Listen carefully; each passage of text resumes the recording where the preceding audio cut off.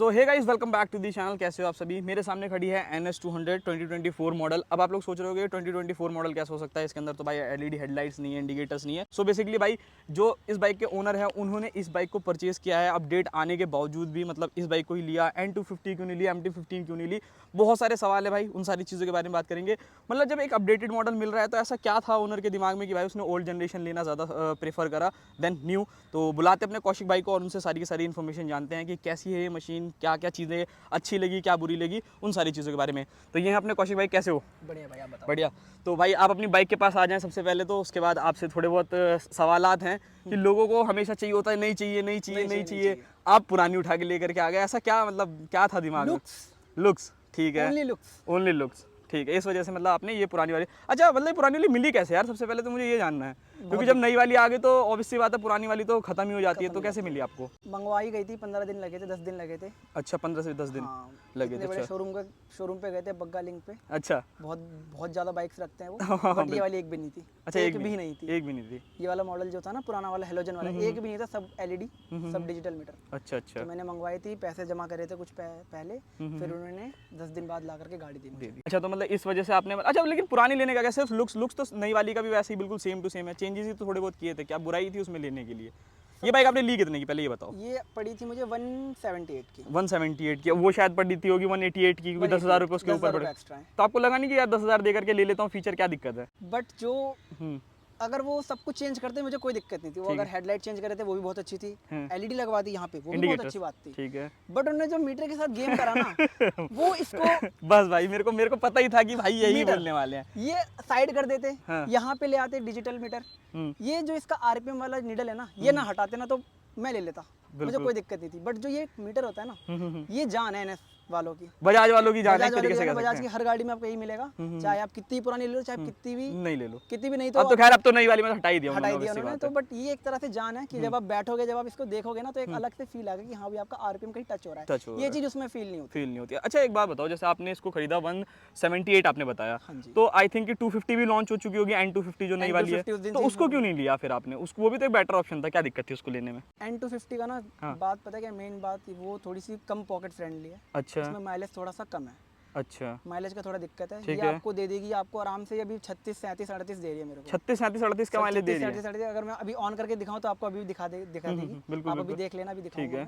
But उसका जो 250 की ना माइलेज आपको 30 भी बिल्कुल नहीं मिल पाएगी, 27, 28 यहीं तक। हाँ, बड़ा इंजन है, 250 सीसी इंजन बड़ा, तो ऑब्वियसली बात है तेल तो थोड़ा खाएगा ही यार, वो सारी चीजें हैं। अच्छा, MT15 तो ट्रेंड में भाई, दुनिया को मैं देख रहा हूँ, जिसको भी अभी तो चलो ये नई वाली आ गई तो लोग इस पे थोड़ा अट्रैक्ट हो गए, क्योंकि उन्होंने काम अच्छा किया बजाज ने, इसके लिए मैं जरूर अप्रिशिएट करूंगा उन्हें। बट जब पहले होता था कि कौन सी बाइक लूँ यार, 155 से MT15 उठा लेते हैं, MT15, तो आपने उसकी देखा ही नहीं या टेस्ट राइड नहीं करी या क्या था? मैंने सब कुछ करा, मैंने चलाया भी, बट ना वो जो बाइक है ना वो बल्कि नहीं है।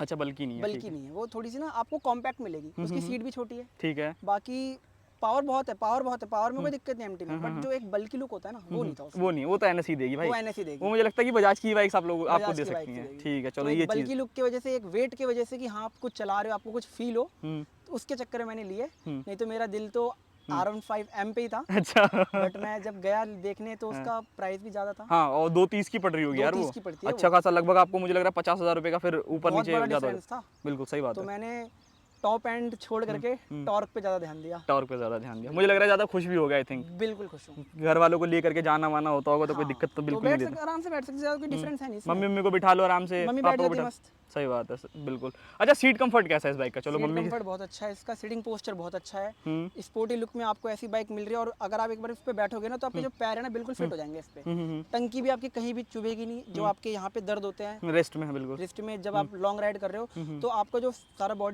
बॉडी वेट ना यहाँ पे आता है। इस बाइक में ऐसा नहीं, क्योंकि आप इस पे स्ट्रेट बैठोगे। बिल्कुल। बट एक ड्रॉबैक है कि इसका जो सीट है ना वो इन्होंने थोड़ी स्लोपरी डाल रखी है, स्लोप है यहाँ पे। अगर आप थोड़ी सी ब्रेकिंग मारोगे ना, आप यहाँ बैठे हो, आप आगे आ जाओगे, आप फिर खिसक के पीछे आओगे, फिर आप ब्रेक मार रहोगे, आगे आ जाओगे। तो इनको क्या करना चाहिए, इनको बराबर देनी चाहिए। अच्छा। बाकी थोड़ी सीट कंफर्ट भी ठीक ही है, लॉन्ग राइड पे थोड़ा सा दिक्कत देती है, लेकिन ठीक है।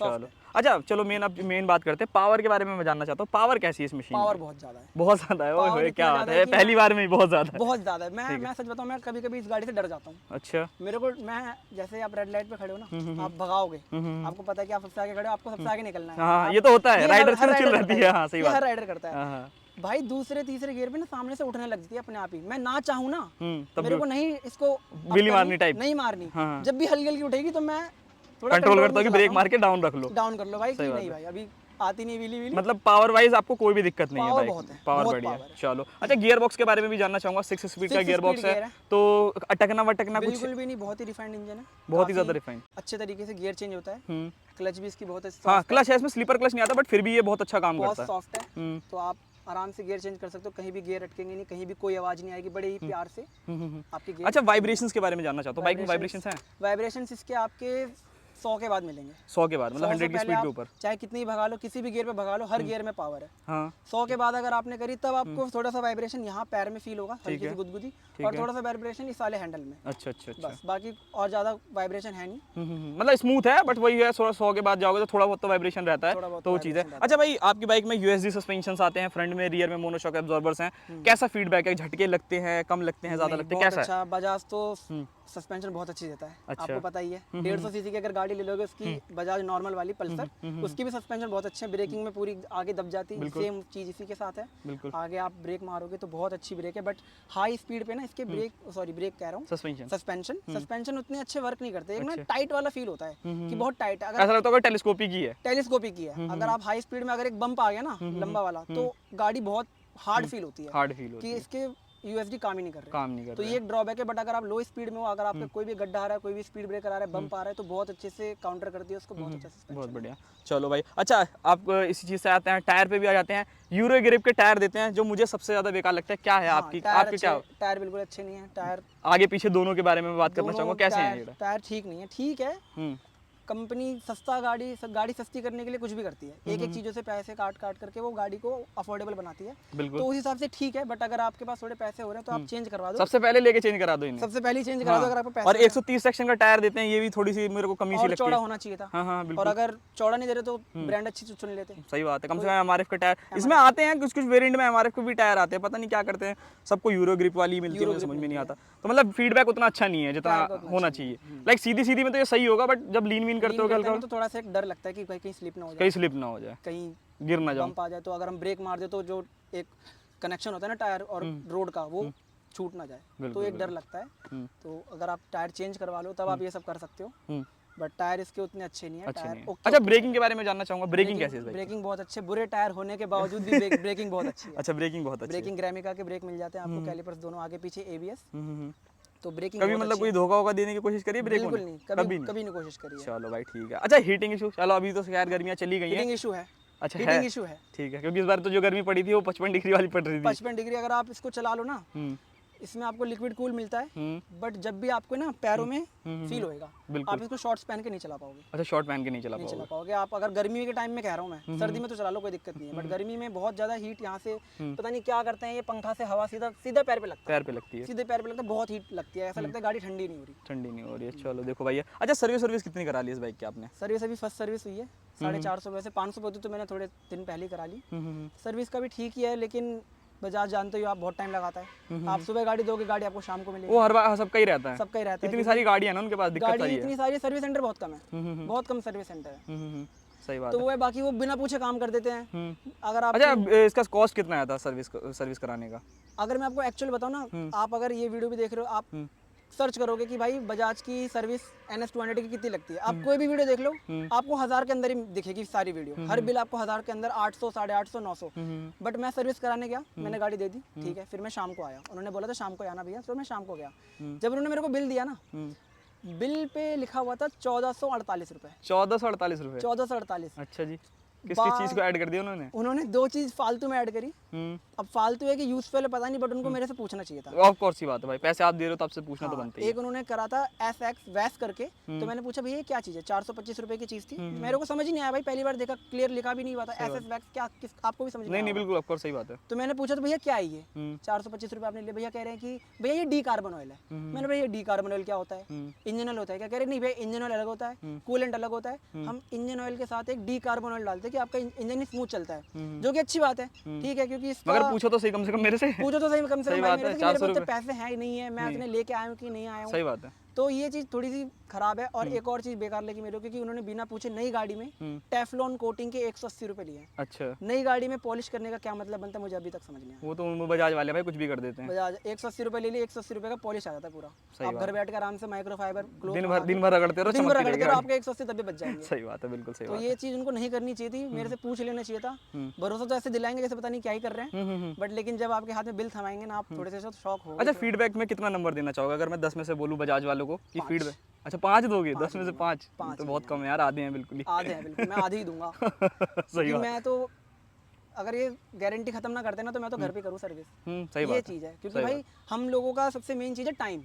टाइम इज बिल्कुल मनी, सबको पता है। बिल्कुल सही अगर बात आप वीकेंड के दिन जा रहे हो, आप संडे को जा रहे हो, तो भाई आप तो भूल ही जाओ, आपकी गाड़ी अगले एक दिन भी मिल सकती है। अगले दिन ही मिलेगी। बिल्कुल। मैं वीकडे पे गया था, मैं फ्राइडे को गया था, हम्म, जिस दिन बिजी डे होता है, सब वर्क पे होता है, तो उस टाइम भी मेरी गाड़ी सुबह सुबह मैं 10 बजे लेके गया था, उन्होंने मेरे को गाड़ी का नंबर मिला 27।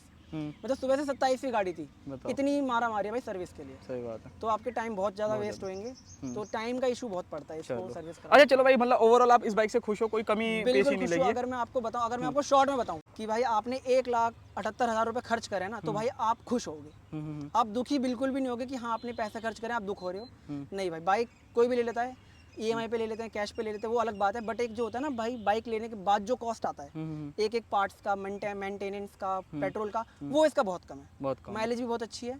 बाकी अगर कोई पार्ट्स टूटते तो पार्ट्स भी ज़्यादा महंगे नहीं आते। तो ठीक है, ओके है, बहुत अच्छी बाइक है।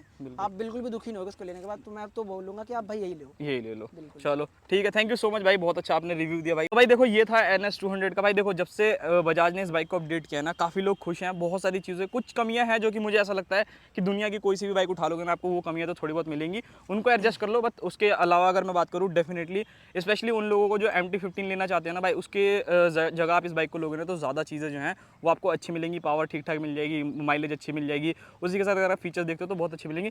तो मिलते हैं किसी और नेक्स्ट वीडियो में, तब तक के लिए bye bye. I hope so आप लोगों को वीडियो पसंद आई होगी।